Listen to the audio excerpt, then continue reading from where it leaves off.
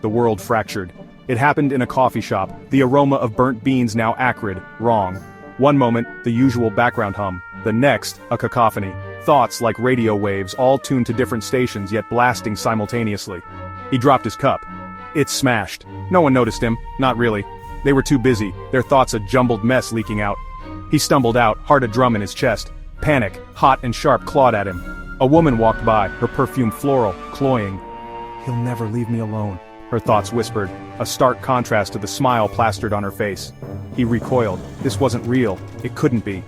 Days blurred, sleep evaded him. Every word, every unspoken thought bombarded him. The man on the bus. "God, I'm late, she'll kill me."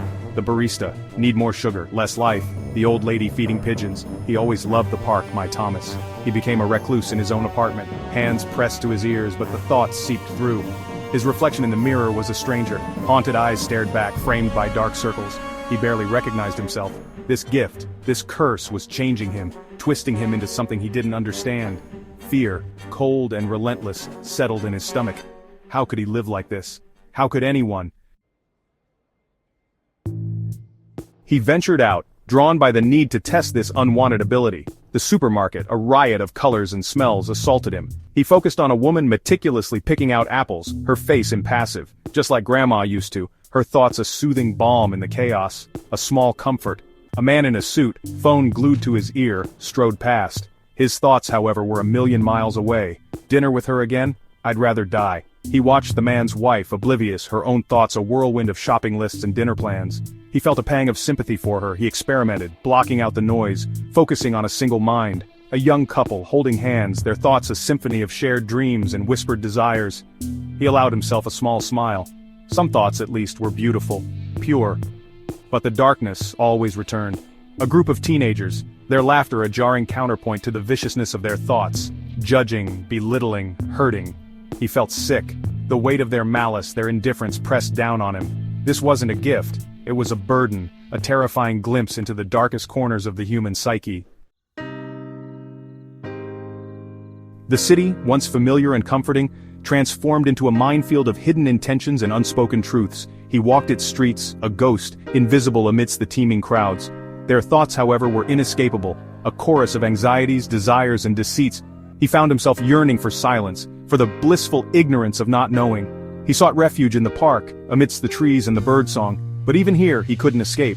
The old man feeding pigeons, his thoughts a lament for a lost love. The young mother pushing her child on the swing, her mind a battlefield of anxieties and hopes. He felt a crushing empathy, a shared sense of their pain, their joy, their fear. He was drowning in their emotions, their secrets. The fabric of his own identity began to fray, his sense of self dissolving into the swirling vortex of other people's minds. He desperately clung to his own thoughts, a small raft in a vast, turbulent ocean. He started talking to himself, muttering under his breath, a desperate attempt to hold on to his sanity. Passers-by gave him a wide berth, their thoughts a mixture of pity and fear. He didn't care. He was lost, adrift in a sea of voices, and there seemed to be no escape. The line between right and wrong blurred. A man walking towards a young woman, his hand in his pocket, thoughts a torrent of violence. He stopped, frozen. Could he intervene? Should he? What right did he have? The woman, oblivious, continued on her way, humming a tune. He watched them both, his heart pounding, the man's thoughts a sickening soundtrack to the mundane scene. He felt a surge of anger, of protectiveness. This power, this curse, it had to mean something. He needed to understand, to control it. He couldn't let it consume him, turn him into a passive observer of the world's darkness. He thought of the young couple, their shared dreams, their love a beacon in the darkness. Maybe there was good he could do, a way to use this gift for something more than just suffering. But the fear remained, a constant shadow. The fear of exposure, of being ostracized, of being labeled a freak. He was trapped between two worlds, the world of silence he could never return to, and the cacophony of the minds around him. The choice loomed before him, stark and terrifying. Should he embrace the chaos, or run from it? The answer for now remained elusive, lost in the labyrinth of other people's thoughts. He walked on, a solitary figure in the crowded street, the weight of their unspoken words heavy on his shoulders. The question echoed in the silence of his own mind. What would he become?